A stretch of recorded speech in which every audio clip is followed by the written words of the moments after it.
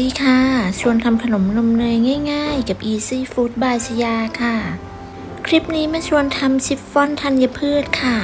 สูตรเค้กชิฟฟ่อนนุ่มๆเพิ่มความอร่อยด้วยธัญพืชที่ประกอบไปด้วยเมล็ดฟักทองลูกเกดและอัลมอนด์สติ๊กค่ะสูตรเค้กง่ายๆทำไม่ยากนะคะเราไปดูวิธีทำกันเลยค่ะขั้นตอนแรกจะนำลูกเกดไปแช่ในน้ำร้อนก่อนค่ะประมาณ15นาทีจากนั้นนำไปเทน้ำทิ้งแล้วก็พักไว้ให้เสด็จน้ำค่ะต่อไปเราก็จะไปอบธัญพืชค่ะก็จะมีเมล็ดฟักทองและอัลมอนด์สติ๊กค่ะนำไปอบที่อุณหภูมิ160องศาไฟบนล่างเปิดพัดลมประมาณ5นาทีค่ะจากนั้นนำออกจากเตานำมาคนๆเพื่อกลับด้านแล้วก็นำเข้าไปอบต่ออีกประมาณ 2-3 นาทีระวังอย่าให้มีสีเข้มมากค่ะแล้วก็พักไว้ให้เย็นค่ะเสร็จแล้วต่อไปเราก็ไปทำการแยกไข่ค่ะจะใช้เป็นไข่ไก่เบอร์2จำนวน3ฟอง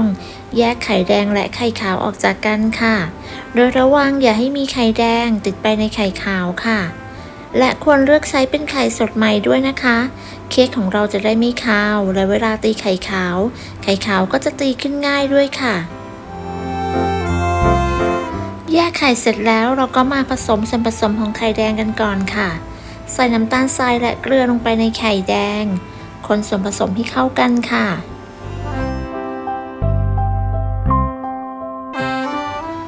ต่อไปก็ให้ใส่นมสดและน้ำมันพืชตามด้วยกลิ่นวานิลาเพื่อเพิ่มความหอมค่ะแล้วก็คนส่วนผสมให้เข้ากันค่ะ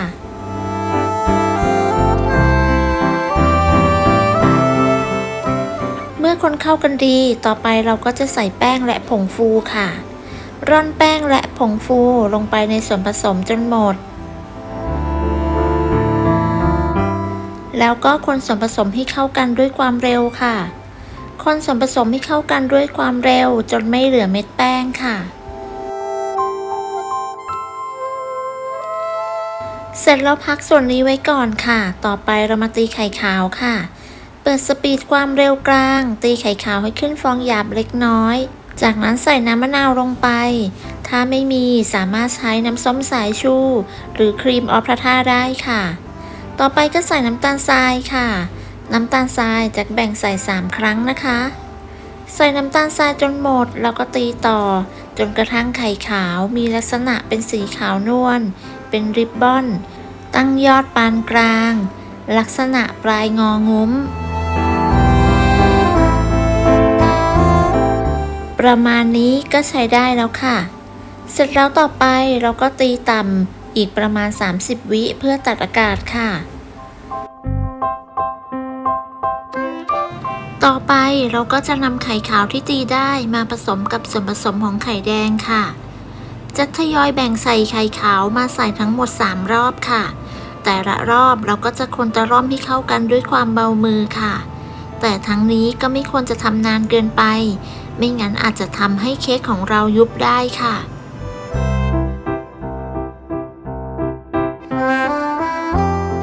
ใส่ไข่ขาวจนหมดแล้วก็คนตะร่อมให้เข้ากันด้วยตะกร้อมือและปิดท้ายด้วยการใช้ไม้พายช่วยคนตะร่อมจะได้เก็บรายละเอียดได้หมดแล้วก็รวดเร็วยิ่งขึ้นค่ะเมื่อคนเข้ากันดีเราก็จะนำไปตักใส่ถ้วยค่ะจะใช้เป็นถ้วยจีบเบอร์3220นะคะส่วนถ้วยขันข้าวก็จะเป็นขนาด8เซนค่ะสูตรนี้จะทำได้12ถ้วยพอดีนะคะใส่ส่วนผสมเสร็จแล้วก็เคาะเบาๆเพื่อไล่อากาศด้วยค่ะต่อไปเรามาใส่ธัญพืชนะคะก็จะมีลูกเกดที่เราแช่ไว้จนเสด็จน้ำแล้วนะคะแล้วก็เมล็ดฟักทองที่อบไว้และพักไว้จนเย็นแล้วค่ะแล้วก็อัลมอนด์สติ๊กโรยลงไปมากน้อยตามชอบเลยนะคะสามารถเพิ่มธัญพืชอย่างอื่นได้ตามชอบเลยนะคะอย่างเช่นเมล็ดทานตะวันหรืองาขาวงาดำค่ะเมื่อพร้อมแล้วก็นำเข้าอบเลยค่ะอบที่อุณหภูมิ160องศาใช้ไฟบนล่างไม่เปิดพัดลมจะวางไว้ชั้นล่างของเตาอบค่ะใช้เวลาอยู่ที่ประมาณ 16-18 นาทีทั้งนี้ก็ขึ้นอยู่กับเตาของแต่ละท่านด้วยนะคะ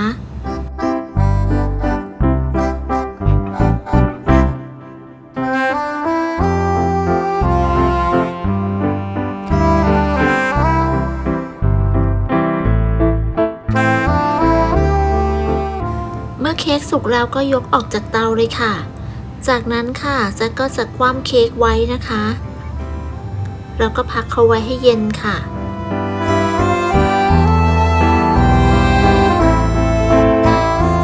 เมื่อเค้กเย็นแล้วนะคะเราก็นำไปรับประทานได้เลยค่ะหรือถ้าใครทำขายก็นำไปแพ็คใส่กล่องได้เลยค่ะชิฟฟ่อนธัญพืชสูตรนี้เนื้อนุ่มมากค่ะรสชาติหอมหวานกำลังดีถ้าใครชอบทานเค้กนุ่มๆแบบไม่มีครีมก็ลองทำเค้กชิฟฟ่อนธัญพืชสูตรนี้ดูนะคะหรือถ้าใครอยากหารายได้ก็ลองทำขายราคาชิ้นละ 10-15 บาทแจ็คว่าก็ได้กำไรแล้วนะคะขอบคุณสำหรับการติดตามรับชมคลิปนี้ค่ะถ้าเพื่อนๆชอบก็อย่าลืมกดไลค์กดแชร์กดติดตามเพื่อเป็นกำลังใจให้กันด้วยนะคะสำหรับเพื่อนๆที่ดูอยู่